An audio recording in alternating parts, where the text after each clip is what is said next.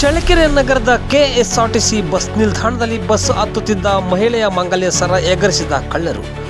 ಚಳ್ಳಕೆರೆ ನಗರದಿಂದ ಬಳ್ಳಾರಿ ಕಡೆಗೆ ಹೊರಟಿದ್ದ ಕೆಎಸ್ಆರ್ಟಿಸಿ ಬಸ್ ಹತ್ತಿದ ಹೃದಯ ಮಂಗಲ್ಯ ಸರವನ್ನು ಕಳ್ಳರು ಕದ್ದಿದ್ದಾರೆ. ನಗರದ ಕೆಎಸ್ಆರ್ಟಿಸಿ ಬಸ್ ನಿಲ್ದಾಣದಲ್ಲಿ ಬಸ್ ಹತ್ತುವಾಗ ಪ್ರಯಾಣಿಕರ ಸೋಗಿನಲ್ಲಿ ಹೃದಯ ಕೊರಳಿನಲ್ಲಿ ಇರುವಂತಹ ಮಂಗಲ್ಯ ಸರವನ್ನು ಕಳ್ಳರು ಕದ್ದೊಯ್ದಿದ್ದಾರೆ.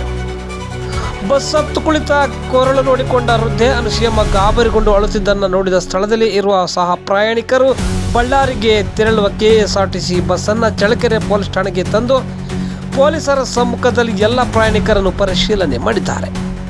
ಅನುಮಾನಗೊಂಡ ಕೆಲ ಪ್ರಯಾಣಿಕರನ್ನು ಠಾಣೆಯಲ್ಲಿ ಪರಿಶೀಲನೆ ಮಾಡಿ ನಂತರ ಬಿಡುಗಡೆಗೊಳಿಸಿದ್ದಾರೆ. ಹೆಚ್ಚಿನ ತನಿಖೆಗಾಗಿ ನಗರದ ಪೊಲೀಸ್ ಠಾಣೆಯ ಪೊಲೀಸರು ಕೆಎಸ್ಆರ್ಟಿಸಿ ಬಸ್ ನಿಲ್ದಾಣದಲ್ಲಿರುವ ಸಿಸಿ ಕ್ಯಾಮೆರಾವನ್ನು ಪರಿಶೀಲನೆ ಮಾಡಿದ್ದಾರೆ.